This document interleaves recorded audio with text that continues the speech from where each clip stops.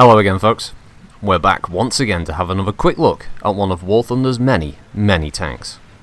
This time, we're heading to Soviet-era Russia and their Cold War tank, the T-54. In War Thunder, the T-54 will form a good chunk of your tech tree progression, being available in 3 different variants at battle rank 7.7. This is based on realistic battles, and you'll grind your way here towards the venerable T-55, T-62 and T-72 series of MBTs. Historically, the T-54 has been one of the most prolific vehicles seen around the world in conflicts from Eastern Europe, the Middle East, Northern and Central Africa and Southeast Asia. Over 83,000 have been produced by the Russian government and Warsaw Pact nations, and even China created their own variant dubbed the Type 59. The basis for the T-54 comes from the earlier T-44, a post-war tank that aimed to increase firepower and protection while still maintaining speed. The main takeaway from the T-44 was the 100mm D10T gun, as the T-44 itself wasn't adequate enough to mount. The T-54 was then born of this necessity. The first batch of T-54s were modified T-44-100s, which incorporated many changes such as increased frontal armour protection going to 200mm in some places, improved sights, a new electrical traverse system, anti-air mounting, and a completely new engine. These would become the original 1947 models seen in War Thunder.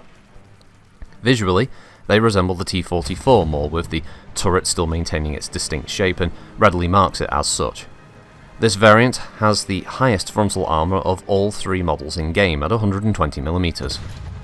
Despite having very good protection, this variant has poor ammunition types compared to the later T-54s. The turret traverses slowly, and the side armour, though high, is flat and can be penetrated easily. That said, it has great mobility and reload speeds. With a low profile, it can be quite sneaky on maps that offer hilly terrain. Now, the T-54 had numerous smaller updates and changes, but the next major update came in 1949 with the T-54-2. This model changed in 2 key ways. The most obvious was the turret, that now resembles the dome-like turret seen on tanks such as the IS-3. The armour here was reduced to around 100mm on the frontal plate, but it did get a new oil heating system, so the engine would start quicker. That's a nice touch. In War Thunder, the T-54-2 is shown as the 1949 variant. As mentioned earlier, the turret now looks completely different, removing the shot traps on the front and the armour being reduced. However, this model gains access to APDS ammunition for its powerful 100mm gun. Sniping is now a recommended tactic, as the side armour is still poor and the turret traverse is comparatively slow. The reload speed is still good, and it can still quickly reposition should the need arise. Finally, the T-54-3 was built in 1951 and featured only minor modifications, while further work was made toward the later models, like the T-54A and the T-54B, both of which are not featured in War Thunder. Obviously, in-game, this is the final variant currently available and the best of the 3. The main takeaway is the addition of Heat FS ammunition amongst the already packed selection of types for this vehicle. It's also a little lighter due to a weight reduction in the turret that makes it a little quicker. The armour is sloped more in this model as well, allowing you to have a higher chance of deflecting solid AP rounds. The T-54's combat history is extensive to say the least.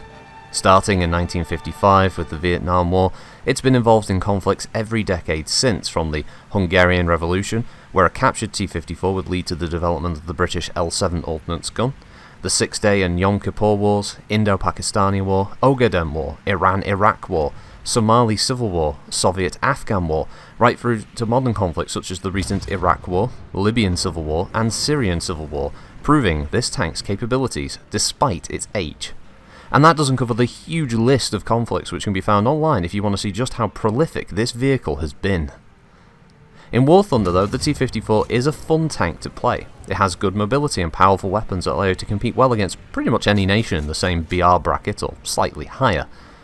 The 1951 model has plenty of options depending on the map that you're on, sniping with your APDS rounds or using Heat FS rounds in shorter range engagements. Up tiers will always expose your weakness obviously, but when used to support other tanks of the same BR in these matches, it can knock out enemy vehicles with ease. Just remember that Russian tanks have issues aiming down, and it has a slow turret traverse on the T-54. Keep that in mind though, you should do well. But thanks again everyone, have a good week. We'll see you next time. Bye bye.